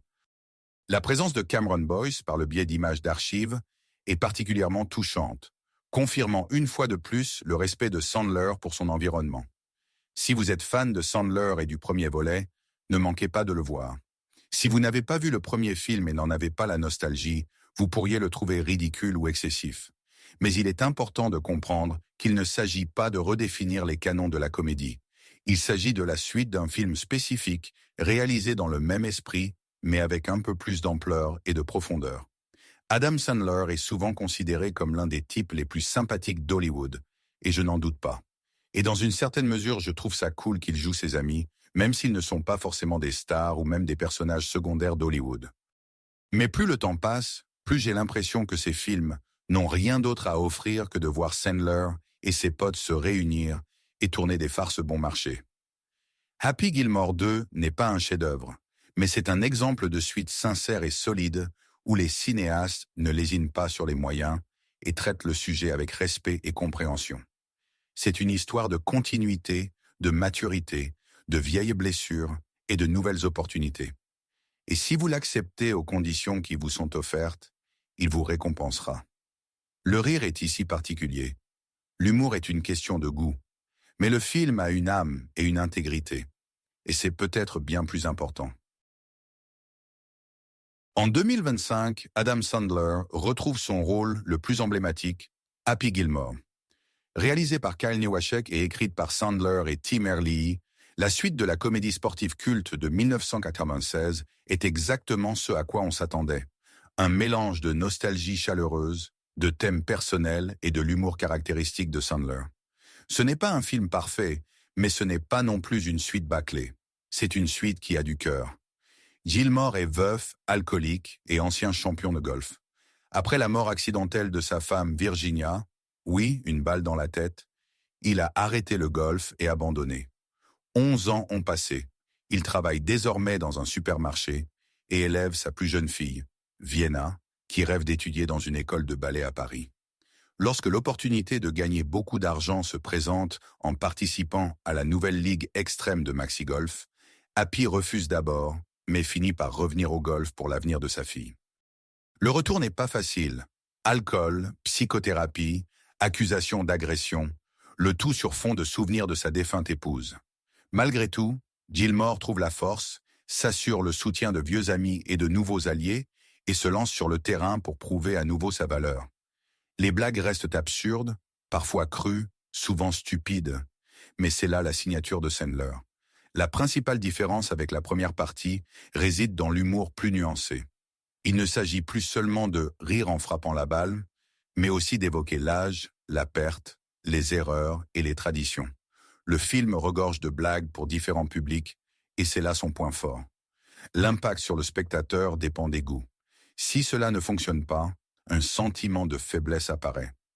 La deuxième partie regorge de caméos, de références et de suites du destin des héros du film original. Mais ce qui est surprenant, c'est que tout cela n'est pas fait pour la frime.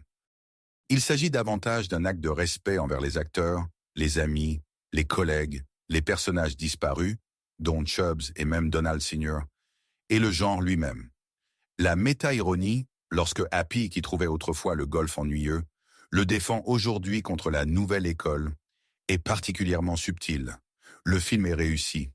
Le travail de la caméra, l'étalonnage, les costumes, tout est parfait. La bande-son n'est pas gênante. Il y a quelques défauts visuels par endroits. Mais le film est globalement bien réalisé. Adam Sandler est toujours aussi sincère dans son rôle. Ses enfants jouent dans ses enfants. Julie Bowen, Christopher McDonald, Ben Stiller, Eminem, Benny Safdie, Steve Buscemi, John Daly et des dizaines d'autres visages familiers et inattendus créent l'impression non seulement d'un film, mais d'une grande famille réunie après des années. La présence de Cameron Boyce, par le biais d'images d'archives, est particulièrement touchante, confirmant une fois de plus le respect de Sandler pour son environnement. Si vous êtes fan de Sandler et du premier volet, ne manquez pas de le voir. Si vous n'avez pas vu le premier film et n'en avez pas la nostalgie, vous pourriez le trouver ridicule ou excessif. Mais il est important de comprendre qu'il ne s'agit pas de redéfinir les canons de la comédie. Il s'agit de la suite d'un film spécifique, réalisé dans le même esprit, mais avec un peu plus d'ampleur et de profondeur. Adam Sandler est souvent considéré comme l'un des types les plus sympathiques d'Hollywood, et je n'en doute pas. Et dans une certaine mesure, je trouve ça cool qu'il joue ses amis, même s'ils ne sont pas forcément des stars ou même des personnages secondaires d'Hollywood. Mais plus le temps passe, plus j'ai l'impression que ces films n'ont rien d'autre à offrir que de voir Sandler et ses potes se réunir et tourner des farces bon marché. Happy Gilmore 2 n'est pas un chef-d'œuvre, mais c'est un exemple de suite sincère et solide où les cinéastes ne lésinent pas sur les moyens et traitent le sujet avec respect et compréhension. C'est une histoire de continuité, de maturité, de vieilles blessures et de nouvelles opportunités. Et si vous l'acceptez aux conditions qui vous sont offertes, il vous récompensera. Le rire est ici particulier. L'humour est une question de goût. Mais le film a une âme et une intégrité. Et c'est peut-être bien plus important. En 2025, Adam Sandler retrouve son rôle le plus emblématique, Happy Gilmore. Réalisé par Kyle Newaschek et écrite par Sandler et Tim Herlihy, la suite de la comédie sportive culte de 1996 est exactement ce à quoi on s'attendait. Un mélange de nostalgie chaleureuse, de thèmes personnels et de l'humour caractéristique de Sandler. Ce n'est pas un film parfait, mais ce n'est pas non plus une suite bâclée. C'est une suite qui a du cœur. Gilmore est veuf, alcoolique et ancien champion de golf. Après la mort accidentelle de sa femme Virginia, oui, une balle dans la tête, il a arrêté le golf et abandonné. 11 ans ont passé. Il travaille désormais dans un supermarché et élève sa plus jeune fille, Vienna, qui rêve d'étudier dans une école de ballet à Paris. Lorsque l'opportunité de gagner beaucoup d'argent se présente en participant à la nouvelle ligue extrême de Maxi Golf, Happy refuse d'abord, mais finit par revenir au golf pour l'avenir de sa fille. Le retour n'est pas facile. Alcool, psychothérapie, accusations d'agression, le tout sur fond de souvenirs de sa défunte épouse. Malgré tout, Gilmore trouve la force, s'assure le soutien de vieux amis et de nouveaux alliés et se lance sur le terrain pour prouver à nouveau sa valeur. Les blagues restent absurdes, parfois crues, souvent stupides, mais c'est là la signature de Sandler. La principale différence avec la première partie réside dans l'humour plus nuancé. Il ne s'agit plus seulement de rire en frappant la balle, mais aussi d'évoquer l'âge, la perte, les erreurs et les traditions. Le film regorge de blagues pour différents publics, et c'est là son point fort. L'impact sur le spectateur dépend des goûts. Si cela ne fonctionne pas, un sentiment de faiblesse apparaît. La deuxième partie regorge de caméos, de références et de suites du destin des héros du film original. Mais ce qui est surprenant, c'est que tout cela n'est pas fait pour la frime. Il s'agit davantage d'un acte de respect envers les acteurs, les amis, les collègues, les personnages disparus, dont Chubbs et même Donald Sr., et le genre lui-même. La méta-ironie, lorsque Happy, qui trouvait autrefois le golf ennuyeux, le défend aujourd'hui contre la nouvelle école, est particulièrement subtile. Le film est réussi. Le travail de la caméra, l'étalonnage, les costumes, tout est parfait. La bande-son n'est pas gênante. Il y a quelques défauts visuels par endroits. Mais le film est globalement bien réalisé. Adam Sandler est toujours aussi sincère dans son rôle. Ses enfants jouent dans ses enfants. Julie Bowen, Christopher McDonald, Ben Stiller, Eminem, Benny Safdie, Steve Buscemi, John Daly et des dizaines d'autres visages familiers et inattendus crée l'impression non seulement d'un film, mais d'une grande famille réunie après des années. La présence de Cameron Boyce, par le biais d'images d'archives, est particulièrement touchante, confirmant une fois de plus le respect de Sandler pour son environnement. Si vous êtes fan de Sandler et du premier volet, ne manquez pas de le voir. Si vous n'avez pas vu le premier film et n'en avez pas la nostalgie, vous pourriez le trouver ridicule ou excessif. Mais il est important de comprendre qu'il ne s'agit pas de redéfinir les canons de la comédie. Il s'agit de la suite d'un film spécifique, réalisé dans le même esprit, mais avec un peu plus d'ampleur et de profondeur. Adam Sandler est souvent considéré comme l'un des types les plus sympathiques d'Hollywood, et je n'en doute pas. Et dans une certaine mesure, je trouve ça cool qu'il joue ses amis, même s'ils ne sont pas forcément des stars ou même des personnages secondaires d'Hollywood. Mais plus le temps passe, plus j'ai l'impression que ces films n'ont rien d'autre à offrir que de voir Sandler et ses potes se réunir et tourner des farces bon marché. Happy Gilmore 2 n'est pas un chef-d'œuvre, mais c'est un exemple de suite sincère et solide où les cinéastes ne lésinent pas sur les moyens et traitent le sujet avec respect et compréhension.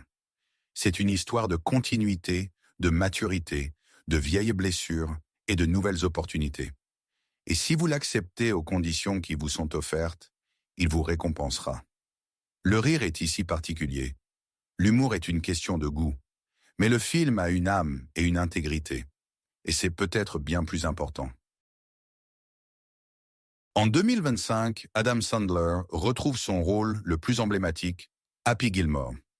Réalisé par Kyle Newaschek et écrite par Sandler et Tim Herlihy, la suite de la comédie sportive culte de 1996 est exactement ce à quoi on s'attendait. Un mélange de nostalgie chaleureuse, de thèmes personnels et de l'humour caractéristique de Sandler. Ce n'est pas un film parfait, mais ce n'est pas non plus une suite bâclée. C'est une suite qui a du cœur. Gilmore est veuf, alcoolique et ancien champion de golf. Après la mort accidentelle de sa femme Virginia, oui, une balle dans la tête, il a arrêté le golf et abandonné. 11 ans ont passé. Il travaille désormais dans un supermarché et élève sa plus jeune fille, Vienna, qui rêve d'étudier dans une école de ballet à Paris. Lorsque l'opportunité de gagner beaucoup d'argent se présente en participant à la nouvelle ligue extrême de Maxi Golf, Happy refuse d'abord, mais finit par revenir au golf pour l'avenir de sa fille. Le retour n'est pas facile. Alcool, psychothérapie, accusations d'agression, le tout sur fond de souvenirs de sa défunte épouse. Malgré tout, Gilmore trouve la force, s'assure le soutien de vieux amis et de nouveaux alliés et se lance sur le terrain pour prouver à nouveau sa valeur. Les blagues restent absurdes, parfois crues, souvent stupides, mais c'est là la signature de Sandler. La principale différence avec la première partie réside dans l'humour plus nuancé. Il ne s'agit plus seulement de rire en frappant la balle, mais aussi d'évoquer l'âge, la perte, les erreurs et les traditions. Le film regorge de blagues pour différents publics, et c'est là son point fort. L'impact sur le spectateur dépend des goûts. Si cela ne fonctionne pas, un sentiment de faiblesse apparaît. La deuxième partie regorge de caméos, de références et de suites du destin des héros du film original. Mais ce qui est surprenant, c'est que tout cela n'est pas fait pour la frime. Il s'agit davantage d'un acte de respect envers les acteurs, les amis, les collègues, les personnages disparus, dont Chubbs et même Donald Sr., et le genre lui-même. La méta-ironie, lorsque Happy, qui trouvait autrefois le golf ennuyeux, le défend aujourd'hui contre la nouvelle école, est particulièrement subtile. Le film est réussi.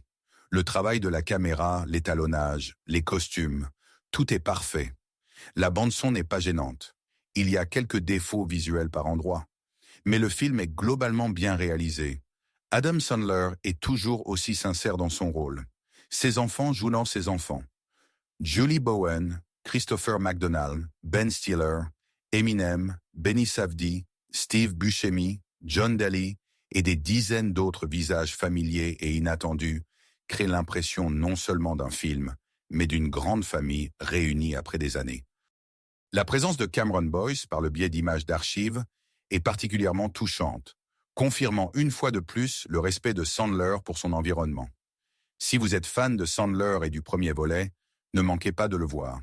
Si vous n'avez pas vu le premier film et n'en avez pas la nostalgie, vous pourriez le trouver ridicule ou excessif. Mais il est important de comprendre qu'il ne s'agit pas de redéfinir les canons de la comédie. Il s'agit de la suite d'un film spécifique, réalisé dans le même esprit, mais avec un peu plus d'ampleur et de profondeur. Adam Sandler est souvent considéré comme l'un des types les plus sympathiques d'Hollywood, et je n'en doute pas. Et dans une certaine mesure, je trouve ça cool qu'il joue ses amis, même s'ils ne sont pas forcément des stars ou même des personnages secondaires d'Hollywood. Mais plus le temps passe, plus j'ai l'impression que ces films n'ont rien d'autre à offrir que de voir Sandler et ses potes se réunir et tourner des farces bon marché. Happy Gilmore 2 n'est pas un chef-d'œuvre, mais c'est un exemple de suite sincère et solide où les cinéastes ne lésinent pas sur les moyens et traitent le sujet avec respect et compréhension. C'est une histoire de continuité, de maturité, de vieilles blessures et de nouvelles opportunités. Et si vous l'acceptez aux conditions qui vous sont offertes, il vous récompensera. Le rire est ici particulier. L'humour est une question de goût. Mais le film a une âme et une intégrité. Et c'est peut-être bien plus important.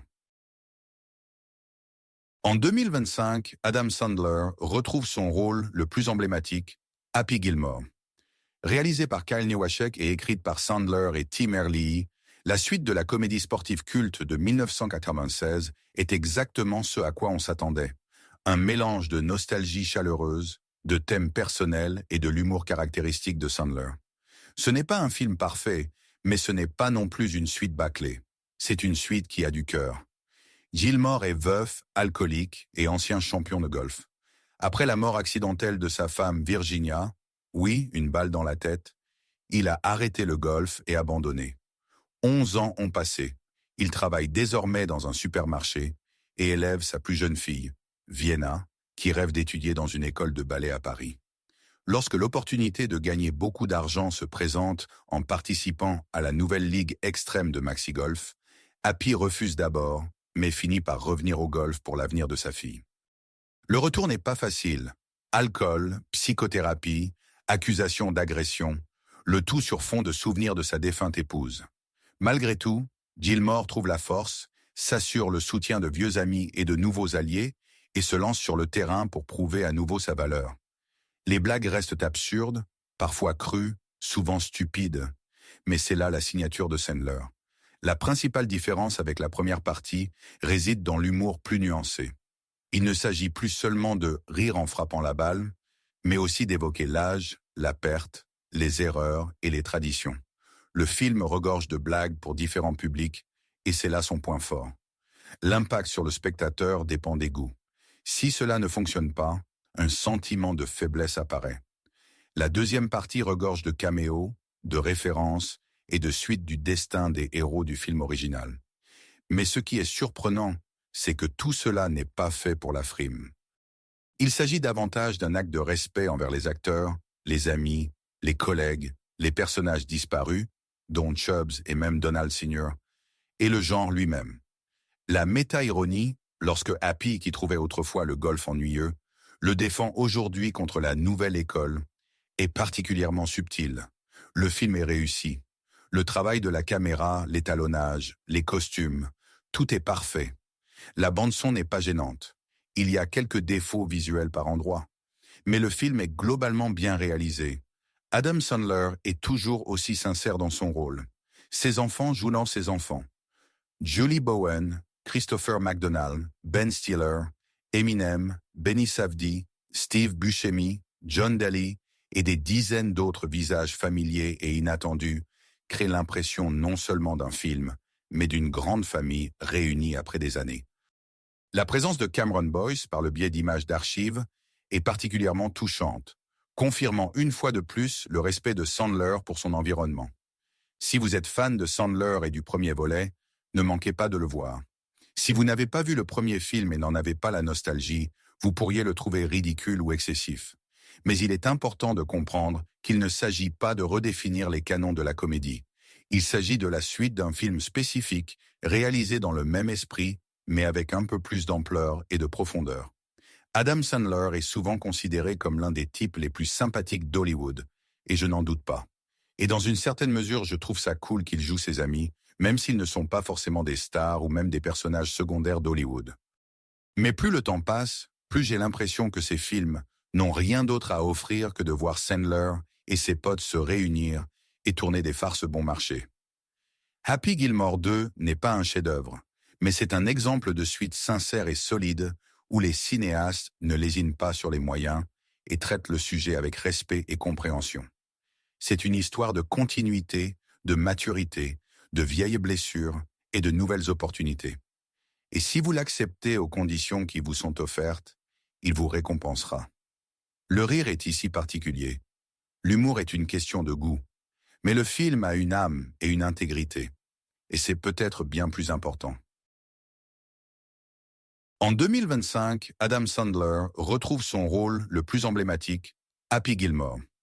Réalisé par Kyle Newaschek et écrite par Sandler et Tim Herlihy, la suite de la comédie sportive culte de 1996 est exactement ce à quoi on s'attendait.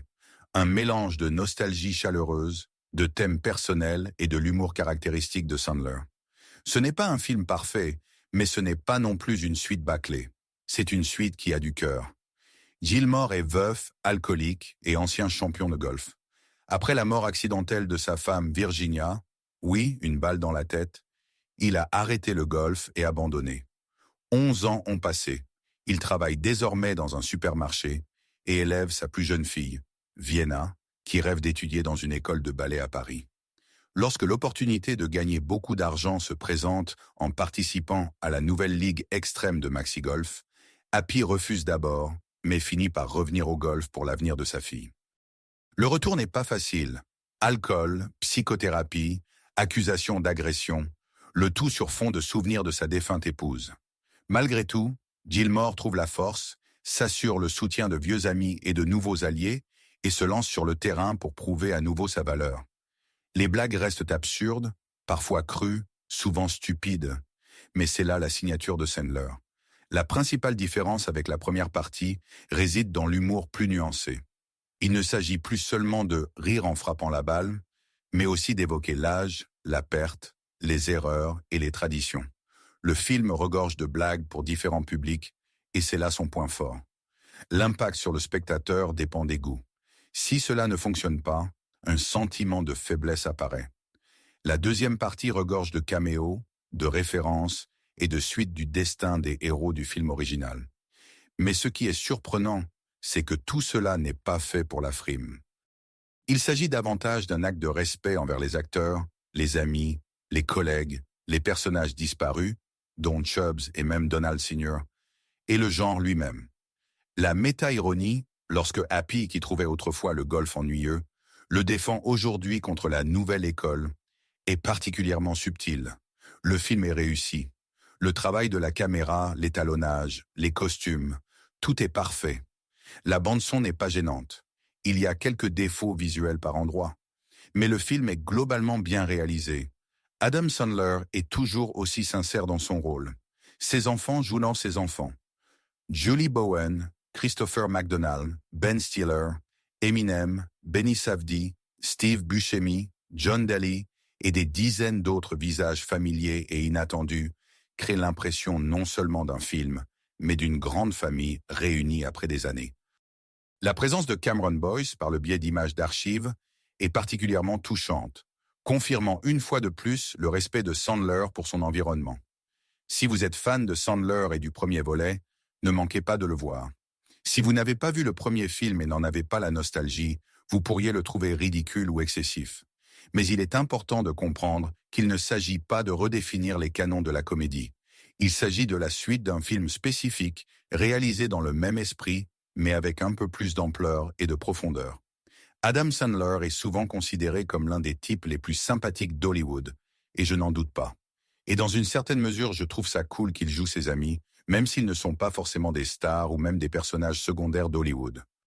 Mais plus le temps passe, plus j'ai l'impression que ces films n'ont rien d'autre à offrir que de voir Sandler et ses potes se réunir et tourner des farces bon marché. Happy Gilmore 2 n'est pas un chef-d'œuvre, mais c'est un exemple de suite sincère et solide où les cinéastes ne lésinent pas sur les moyens et traitent le sujet avec respect et compréhension. C'est une histoire de continuité, de maturité, de vieilles blessures et de nouvelles opportunités. Et si vous l'acceptez aux conditions qui vous sont offertes, il vous récompensera. Le rire est ici particulier. L'humour est une question de goût. Mais le film a une âme et une intégrité. et c'est peut-être bien plus important.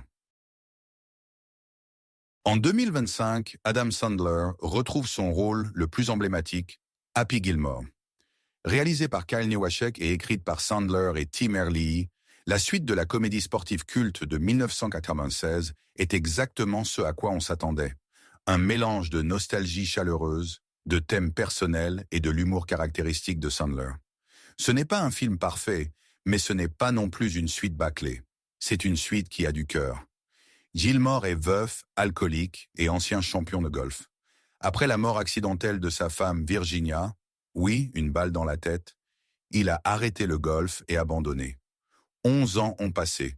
Il travaille désormais dans un supermarché et élève sa plus jeune fille, Vienna, qui rêve d'étudier dans une école de ballet à Paris. Lorsque l'opportunité de gagner beaucoup d'argent se présente en participant à la nouvelle ligue extrême de Maxi Golf, Happy refuse d'abord, mais finit par revenir au golf pour l'avenir de sa fille. Le retour n'est pas facile. Alcool, psychothérapie, accusations d'agression, le tout sur fond de souvenirs de sa défunte épouse. Malgré tout, Gilmore trouve la force, s'assure le soutien de vieux amis et de nouveaux alliés et se lance sur le terrain pour prouver à nouveau sa valeur. Les blagues restent absurdes, parfois crues, souvent stupides, mais c'est là la signature de Sandler. La principale différence avec la première partie réside dans l'humour plus nuancé. Il ne s'agit plus seulement de rire en frappant la balle, mais aussi d'évoquer l'âge, la perte, les erreurs et les traditions. Le film regorge de blagues pour différents publics, et c'est là son point fort. L'impact sur le spectateur dépend des goûts. Si cela ne fonctionne pas, un sentiment de faiblesse apparaît. La deuxième partie regorge de caméos, de références et de suites du destin des héros du film original. Mais ce qui est surprenant, c'est que tout cela n'est pas fait pour la frime.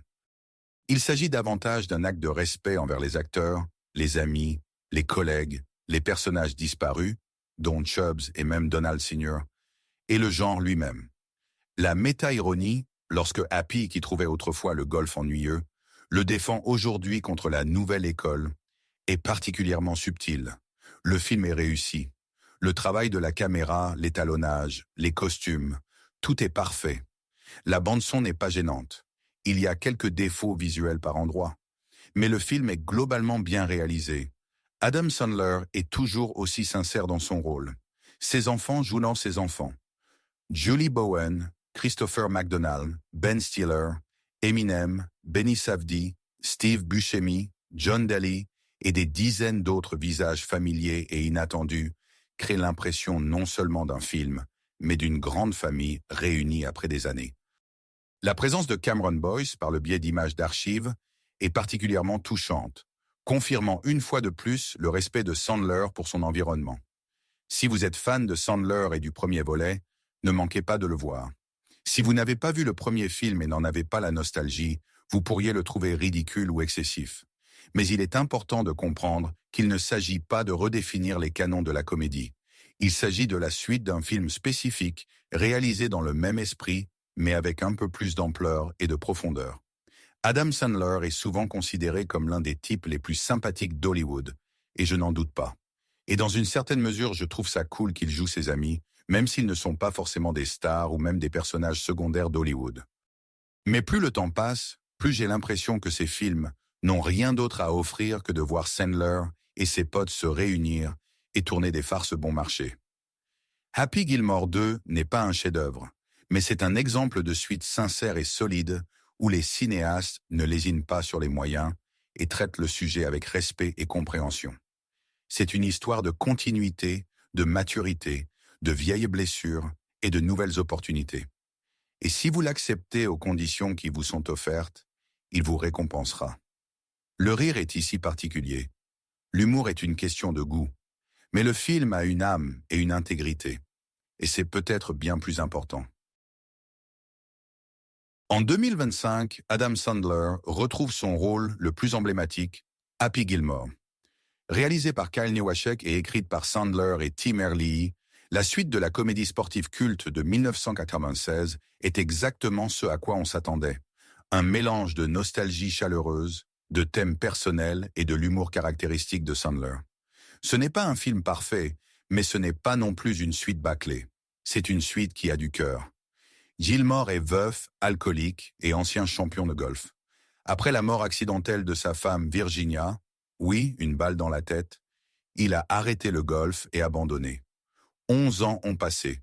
Il travaille désormais dans un supermarché et élève sa plus jeune fille, Vienna, qui rêve d'étudier dans une école de ballet à Paris.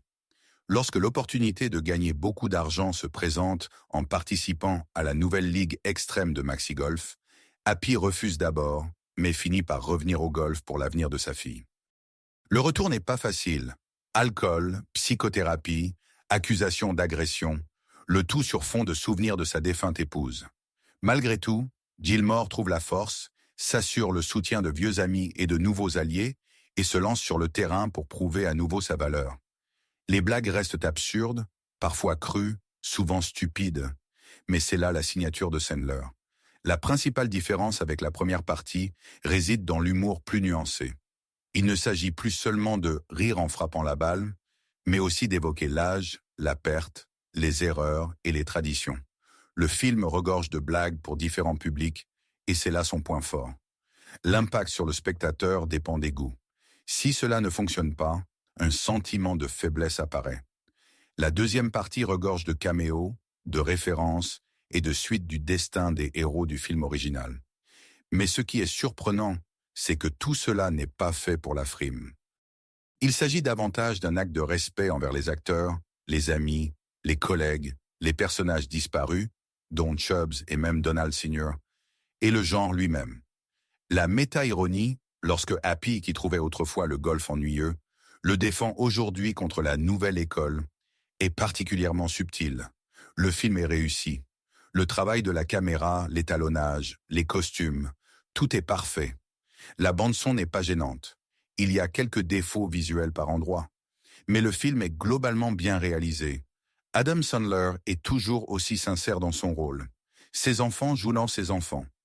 Julie Bowen, Christopher McDonald, Ben Stiller, Eminem, Benny Safdie, Steve Buscemi, John Daly et des dizaines d'autres visages familiers et inattendus créent l'impression non seulement d'un film, mais d'une grande famille réunie après des années.